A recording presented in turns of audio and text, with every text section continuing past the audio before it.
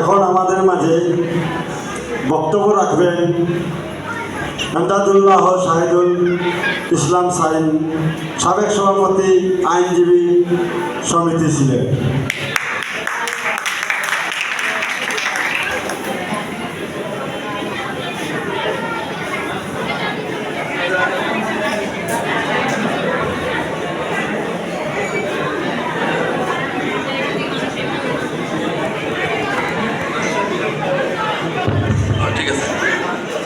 সংগ্রামী অভিনন্দন। আপনারা আজকের এই চা শ্রমিক কনভেনশনের শুরুতে বর্ণাঢ্য র্যালির মাধ্যমে শহর প্রদক্ষিণ করেছেন, তারপরে আমাদের বক্তব্যগুলো শুনছেন। আপনারা ক্লান্ত পরিশ্রান্ত। আমি 10 মিনিটের মধ্যে আমার বক্তব্য শেষ করব। চা শ্রমিক কক্ষ কেন্দ্রীয় কমিটি আয়োজিত আজকের এই চা শ্রমিক কনভেনশনের অতিথিবৃন্দ, বিশেষ করে বাংলাদেশের সমাজতান্ত্রিক দল মার্ক্সবাদী সমন্বয়ক কমরেড মাসুদ রানা, অন্যান্য নেতৃবৃন্দ, আমি সময়ের কারণে নাম নিচ্ছি না। আমার এখানে বসা আমাদের সিলেটের প্রগতিশীল রাজনৈতিক দলের ছাত্র সংগঠনের নেতৃবৃন্দ এবং আমার প্রাণপ্রিয় চা শ্রমিক ভাই বোনেরা, আমি আপনাদেরকে সংগ্রামী অভিনন্দন জানাচ্ছি এই সুযোগ পেয়ে। আমরা ইতিমধ্যে চা শ্রমিকদের যেসব সমস্যা, চা শ্রমিকদের যেসব দাবি দেওয়া, সব কিছু মিলিয়ে 11 দফা দাবি উত্থাপিত হয়েছে, সকলে হাত তুলেছে, আমিও হাত তুলেছি। সুতরাং এটাও আমার বক্তব্যে ছিল, এসে গিয়েছে। আমি সেটা যাই বলবো, কিছু কিছু হয়তো বা পুনরাবৃত্তি হবে। সময়ের কারণে আমি 2-1টি কথা বলেই সেইগুলোর দিকে আমি শেষ করার চেষ্টা করব। এই বাংলাদেশের চা শ্রমিকদের ইতিহাস আপনারা শুনেছেন। আপনারা এখানে যারা প্রধানত এসেছেন শহরতলির মালিচড়া চা বাগান থেকে। এই চা বাগানটি বাংলাদেশে বাণিজ্যিকভাবে 1854 সালে প্রতিষ্ঠিত প্রথম চা বাগান হিসাবে ধরা হয়। যদিও এটি প্রথম নয়, চট্টগ্রামের আমার সহকর্মী আইনজীবী এসেছেন। বর্তমানে যেটা চট্টগ্রাম ক্লাব, এই চট্টগ্রাম ক্লাবের যে টিলা পাহাড়, সেখানেই প্রথম চা বাগানটি হয়েছিল। যাই হোক, 1854 আশপাশেই এইগুলো হয়েছিল। আরও আগে আমাদের সিলেটের গোলাপগঞ্জে ধারাবহরে পরীক্ষামূলক চা বাগান হয়েছিল। সেখানে এখনও পর্যন্ত কিছু কিছু পুরাতন চা গাছের চারা আছে। কিভাবে এখানে চা চাষ আবিষ্কৃত হলো সেটা নিয়ে অনেকে অনেক কিছু লিখেছেন। কমরেড অজয় ভট্টাচার্য তার একটা বইয়ে লিখেছে, একটা প্রবন্ধে তিনি লিখেছেন যে এখানকার যে চা বাগান, এখানে যে চা বাগানের জন্য উপযুক্ত মাটি, সেটারও আবিষ্কারক কোনো ইংরেজ সাহেব ছিলেন না, বাংলাদেশের কোনো ধনী জমিদার ছিলেন না। একজন এই ধরনের ইংরেজ সাহেবের সামান্য বেতনভোগ একজন বাবুর্চি ছিলেন। সেটাও ইতিহাস, আমি এখানে দীর্ঘ করব না। এই কমরেড অজয় ভট্টাচার্যই একটি উপন্যাস লিখেছিলেন চা শ্রমিকদেরকে নিয়ে, কুলি ম্যাম। সেগুলো আপনারা হয়তো পড়েছেন, জানেন। কমরেড অজয় ভট্টাচার্য সহ এখানে যারা চা শ্রমিক আন্দোলনের সূত্রপাত করিয়েছিলেন, সীতারাম বর্মা, রাধাকিশোর কৈরি, ওদের শেষ বয়সে ওদের সাথে কিছুটা কাজ করার সুযোগ আমাদের হয়েছে এবং সেই কারণেই চা শ্রমিকদের সাথে আমরা একাত্মবোধ করি। আমরা যখন রাজনীতি করেছি, বাংলাদেশ হওয়ার পরপরই স্কুলের ছাত্র ছিলাম, বিপ্লবী ছাত্র ইউনিয়ন, বাংলা ছাত্র ইউনিয়ন, এগুলো মিলে একটি সংগঠন হলো জাতীয় ছাত্র দল। আমাদের স্লোগান ছিল মেহনতি জনতার সাথে একাত্ম হোক। এই তো আমরা মেহনতি জনতার সাথে একাত্ম হতে গিয়েই আপনাদের সাথে মিশেছি, রেল শ্রমিকের সাথে মিশেছি। এখানে যারা আছেন সবারই একই অবস্থা। আমাদের এই যে কাহিনী, যারা সবাই নিজ নিজ রাজনৈতিক স্লোগান থেকে এক এক ভাষায় এক একজন দিয়েছি, মর্মবোধ কথা ছিল একটি।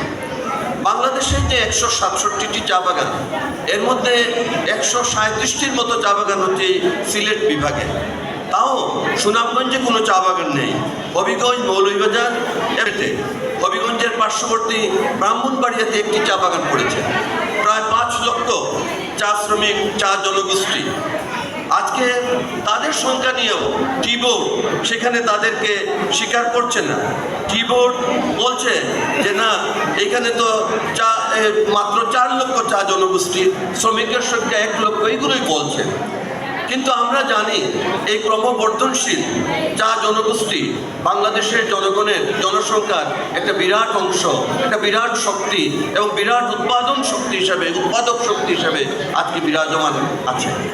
এই 137টি চা বাগান সিলেটের মধ্যে আপনারা যারা জানেন, আপনাদের কাছ থেকে আমরা শিখেছি এইগুলো। যখনই ঢাকা থেকে সিলেটে এসে আমরা প্রবেশ করি, তখনই সেখান থেকে ধারাবাহিকভাবে যদি আমরা বলি লস্করপুর ভ্যালি, তারপরে বালিসিরা ভ্যালি, দলই ভ্যালি, মনু ভ্যালি, জুড়ি ভ্যালি, লংলা ভ্যালি, জুড়ি ভ্যালি, তারপরে এই যে উত্তর সিলেট ভ্যালি, এই 7টা ভ্যালিতে বিভক্ত হয়ে চা শ্রমিকরা এখানে আজকে জীবন মন আজকে কাজ করে চলেছেন। এই 7টা ভ্যালি, প্রতিটি ভ্যালিতেই আমরা মনে করছি এইভাবে একটা চা শ্রমিক কনভেনশন হওয়া উচিত এবং অব্যাহতভাবেই হওয়া উচিত। এই চা শ্রমিকরা যে আন্দোলন করেন, এখানে এসেছে সাম্প্রতিককালের যে আন্দোলন, কালাগুলের আন্দোলন, কালাগুলের চা শ্রমিকরা তাদের আন্দোলনে একটু অনড় অবস্থানে গেলেন। এখানকার পুলিশ প্রশাসন, আমরা যারা এখানে আছি, আমরা যারা এই শ্রমিক আন্দোলনের সাথে কিছুটা জড়িত ছিলাম, আমরা নেতা নই, শ্রমিক শ্রেণী নেতৃত্ব দিয়েছেন। কার্ল মার্কস বলেছেন শ্রমিক শ্রেণীর নেতৃত্বেই বিপ্লব হবে। আমরা তাদেরকে দূর থেকে কিছুটা হয়তো টুকটাক সহায়তা করি, কিন্তু মিডিয়া প্রচার সেল আমাদেরকে প্রচার করে, যারা মধ্যবিত্ত, যারা আরও বেশি উচ্চবিত্ত, তাদেরকে প্রচার করে। সেখানেও কালাগুল শ্রমিকদের অনড় অবস্থানের কারণে যে অবস্থান সৃষ্টি হয়েছিল, তৎকালীন সিলেটের পুলিশ এবং প্রশাসন বলেছিল হেলিকপ্টার দিয়ে তাদেরকে গুলি করবে, গুলি চালাবে। কিন্তু সেখান থেকেও কালাগুলের শ্রমিকরা নড়েন নাই। কালাগুলের শ্রমিকদের বর্ণনা কী ছিল? এখানে আপনারাই একটু আগে বলেছেন যে কালাগুল এবং বুরজান তারা বলছে যে আমাদের এইখানে তো আমরা ডিসপেন্সারিতে আপনাদেরকে স্বাস্থ্যসেবা দিই। আমরা বললাম আপনাদের ডিসপেন্সারিতে একজন মাত্র মানুষ আছে, তিনি একজন কম্পাউন্ডার। তখন তারা জবাব দিচ্ছে যে না, আমাদের এখানে ডাক্তার ছিলেন, আপনাদের শ্রমিকরা এই ডাক্তারকে পিটিয়েছেন, এই জন্য ডাক্তার চলে গিয়েছে। আমরা বিজ্ঞাপন দিয়েছি, ডাক্তাররা বাগানের শ্রমিকদেরকে ভয় করে আসতে চায় না। আমরা বললাম এটা মিথ্যা কথা, এটা একটা অজুহাত। সিলেটের উসমানী মেডিকেল কলেজের যে হাসপাতাল আছে, বছরে 5 বার 10 বার অনেক মানুষ বিক্ষুব্ধ রুগীর আত্মীয় স্বজন ডাক্তারদেরকে পেটায়। আমরা এর সমর্থন করি না, কিন্তু এর কারণে কি উসমানী হাসপাতালে ডাক্তাররা আসতে চায় না? এই কারণে কি উসমানী হাসপাতাল বন্ধ হয়ে গিয়েছে? বন্ধ হয়নি, বরঞ্চ দিনের পর দিন তাদের সংখ্যা সেখানে বেড়েই চলেছে। আপনারা মালিকপক্ষ, সেখানে একটা বিচ্ছিন্ন ঘটনাকে হয়তো কোনো দিন শ্রমিকের সাথে কোনো ডাক্তারের অপ্রীতিকর ঘটনা ঘটেছে, সেটাও আমরা সমর্থন করি না, কিন্তু সেইটাকে আপনারা অজুহাত হিসেবে সৃষ্টি করে আজকে আপনারা কম্পাউন্ডার বসিয়ে রেখেছেন, কিন্তু বলছেন যে সেইখানে শ্রমিকদের নিয়ে এসেছেন, ডাক্তার আছে। এই যে চা বাগানের মালিকরা, এরা প্রকৃতপক্ষে মালিক নয়। চা বাগানের মালিক হচ্ছে রাষ্ট্র। রাষ্ট্র হচ্ছে এই চা বাগানের সমস্ত ভূমির মালিক। রাষ্ট্রের কাছ থেকে এই মালিক বলে যারা পরিচয় দেয়, তারা বন্দোবস্ত এনেছে। কেউ এনেছে 30 বছর, কেউ এনেছে 60 বছর, কেউ এনেছে সর্বোচ্চ 99 বছর। স্থায়ী মালিক কেউ নয়, কিন্তু তারা নিজেদেরকে মালিক হিসাবে পরিচয় দিচ্ছে। এই বাগানের যদি মালিক কেউ হয়ে থাকে, এই শ্রমিকরাই মালিক। আজকে এখানে 11 দফার অন্যতম দফা হচ্ছে ভূমির অধিকার দিতে হবে। ভূমির অধিকারের সেই শুভঙ্করের ফাঁকিটা আমি বলি, এদেশে 1950 সালের আগ পর্যন্ত আপামর জনসাধারণ কারোই ভূমির উপর কোনো অধিকার ছিল না। জমিদারি প্রথা ছিল। একজন জমিদার থাকতো, এক এক এলাকার অনেক প্রজা থাকতো, তারা জমিদারের কাছে এসে তাদের খাজনা দিত। 1950 সালের আগে ভারতবর্ষে কৃষকদের যে আন্দোলন হয়েছে, সংগ্রাম হয়েছে, শত শত কৃষকরা নিহত হয়েছে, শহীদ হয়েছে, সাঁওতাল বিদ্রোহ হয়েছে, ফকির বিদ্রোহ হয়েছে, সন্ন্যাসী বিদ্রোহ হয়েছে। এত অঞ্চলে মৌলানা ভাসানী আসামের সাথে ছিল সিলেট, লাইন প্রথার বিরুদ্ধে আন্দোলন করেছেন। শেরে বাংলারও কিছুটা অবদান আছে, তিনি ঋণ সালিসি বোর্ডের বিরুদ্ধে আন্দোলন করেছেন। তখন ব্রিটিশরা বাধ্য হয়ে এই জমিদারি প্রথা উচ্ছেদ করার জন্য একটা জমিদারদের সাথে একটা আপুস হয়ে গেল, পরিপূর্ণ দাবি মেনে নেয়নি, তারপরেও কিছুটা মেনেছে। ততদিনে ভারত এবং পাকিস্তান হয়ে গেল। তখন 1950 সালে ওই আগের যে খসড়া আইন, সেটাকেই আন্দোলনের পরিপ্রেক্ষিতে হয়েছিল। 1950 সালে একটা আইন হলো পূর্ববঙ্গের প্রজাস্বত্ব রাষ্ট্রীয় অধিগ্রহণ ও প্রজাস্বত্ব আইন। এই আইনে বলে দিল যে প্রজা যে জায়গায় আছে, আজ থেকে সেই জায়গার মালিক হলেন এই প্রজা, সকল প্রজা জায়গার মালিক হয়ে গেলেন। কিন্তু চা বাগানের ক্ষেত্রে তারা ব্যতিক্রম করে দিল, বলল চা বাগানের যে শ্রমিকরা আছেন তারা মালিক হবেন না, মালিক হয়ে যাবে ওই চা বাগান, টি স্টেট। এবং এইখানেই শুভঙ্করের ফাঁকি, এক কলমের ফাঁকি দিয়েই তারা চা বাগানের শ্রমিকদেরকে বঞ্চিত করে দিল মালিকানা থেকে। আজকে আমাদের দাবি প্রথম অগ্রাধিকার হচ্ছে, অন্যতম অগ্রাধিকার হচ্ছে আজকে চা শ্রমিকদের অধিকার দিতে হবে। এই যে জুলাই অভ্যুত্থান হলো, 1969 সালের গণ অভ্যুত্থানেও চা শ্রমিকরা অনবদ্য সংগ্রামী ভূমিকা রেখেছে। তখন পূর্ব পাকিস্তান চা শ্রমিক সংঘ 1968 সালে শমশেরনগরের গুদাম মাঠে যে বিরাট সমাবেশ করেছিল, মজলুম জননেতা মৌলানা বাদশাহী সেখানে বক্তব্য রেখেছিলেন, অন্যান্য শ্রমিক নেতারা বক্তব্য রেখেছিলেন। সেই সমাবেশের দাবি ছিল একটি, চা শ্রমিকদের পূর্ণাঙ্গ ট্রেড ইউনিয়ন অধিকার দিতে হবে। তার কিছুদিন পরেই গণ অভ্যুত্থান হলো। এহিয়া খান সেই গণ অভ্যুত্থানের দাবি মেনে নিয়ে, আংশিকভাবে মেনে নিয়ে তারা 1969 সালের শিল্প সম্পর্ক অধ্যাদেশ জারি করলো। সেই অধ্যাদেশে চা শ্রমিক সহ বিশেষ করে চা শ্রমিকদের ট্রেড ইউনিয়নের অধিকার অনেকটা স্বীকার করে নেওয়া হলো। 2006 সাল পর্যন্ত আমরা যে ট্রেড ইউনিয়ন করেছি, সেই 69-এর আন্দোলনের ফসল 69-এর শিল্প সম্পর্ক অধ্যাদেশ অনুযায়ী করেছি। আমি আর উদাহরণে যাচ্ছি না। এইভাবে আমরা কালাগুল আন্দোলন যে করেছি, এইটারও একটা অবদান হলো। তারপরে গত সরকার বাধ্য হয়ে 178 টাকায় মজুরি দিল। আন্দোলন সংগ্রামে যারা শহীদ হয়, রক্ত দেয়, জেলে যায়, গুম হয়, নির্যাতিত হয়, সেই নির্যাতন, গুম হওয়া, শহীদ হওয়া বৃথা যায় না। কিছুদিন পরে কোনো না কোনোভাবে সেটা দাবি আদায়ের মধ্য দিয়ে বাধ্য হয়ে শোষক শ্রেণী তাদের দাবি কিছুটা মেনে নিয়েছে কিছুটা, কিন্তু ভূমির অধিকার মেনে নেয়নি। স্বাস্থ্যের কথা এখানে এসেছে, আমি একটা কথা বলি। স্বাস্থ্যের কথা, আজকে সরকার বাগানের স্বাস্থ্যসেবা নিচ্ছে না, বলছে আপনারা যে বন্দোবস্ত করেছেন মালিককে, তথাকথিত মালিকদেরকে বন্দোবস্ত করে থাকে, আপনারা লিখে নিয়েছেন এদেরকে মজুরি দিবেন। অর্থনীতিতে প্রকৃত মজুরি এবং আর্থিক মজুরি নামে দুটো কথা আছে। মালিক পক্ষ বলছে আপনাদের প্রকৃত মজুরি অনেক বেশি, আর্থিক মজুরি মাত্র 178 টাকা। কিভাবে বেশি? আমরা রেশন দিচ্ছি, আমরা স্বাস্থ্য দিচ্ছি, আমরা থাকার জায়গা দিচ্ছি, কিন্তু আমরা দেখিয়ে দিলাম থাকার জায়গা যেটা দিচ্ছে এটা তারা দিচ্ছে নয়, এটা ঐতিহাসিকভাবে আমরা চা শ্রমিকরাই এটার মালিক। 50 সালের আইনে সেটা ফাঁক রেখে তারা আমাদেরকে বঞ্চিত করেছে। স্বাস্থ্যসেবার কথা আমি উদাহরণ দিয়েছি, আপনারাই বলেছেন যে একজন কম্পাউন্ডারকে দিয়ে সামান্য এই যে নভালজিন টাইপের, এখন যে প্যারাসিটামল টাইপের ঔষধ দিয়ে বিদায় করে দেয়, সাজাইয়ে গুজিয়ে একটা অ্যাম্বুলেন্স রাখে। যখন শ্রম পরিদর্শক আসেন, যখন বিদেশি সংস্থাগুলো আসে, তারা এটাকে দেখায়, দেখিয়ে বলে যে এই দেখেন আমরা শ্রমিকদের জন্য অ্যাম্বুলেন্স রেখেছি, কিন্তু কিচ্ছু করছে না তারা।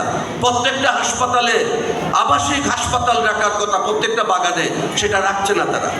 স্কুল শিক্ষার কথা এসেছে, আপনারা দলিলগুলো পড়ে দেখবেন, বন্দোবস্ত দলিলে স্পষ্ট লেখা আছে বাগানের শিক্ষার দায়িত্ব, প্রাথমিক শিক্ষার দায়িত্ব বাগান কর্তৃপক্ষকেই নিলাম।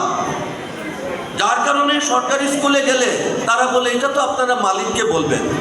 মালিক করেছে কি, একটা আমাদের যে মণ্ডপঘর, সমাজঘর, সেখানে একটা সাইনবোর্ড লাগিয়ে রেখেছে কোথাও কোথাও, এবং আমাদের কোনো একজন শ্রমিককে বলছে আপনি এটা শিক্ষক, ঠিক মতো বেতনও দিচ্ছে না, কিচ্ছু করছে না, এবং 2-1 ক্লাস কিছু কিছু করায়, এবং কেউ গেলে দেখায় যে এই দেখেন আমরা স্কুল করেছি। এইভাবে তারা এই বিরাট চা শ্রমিক জনগোষ্ঠীকে তারা বঞ্চিত রেখেছে।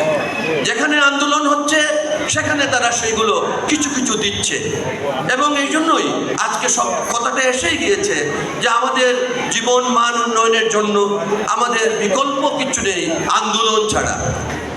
বাংলাদেশের সংবিধানের কথা এসেছে।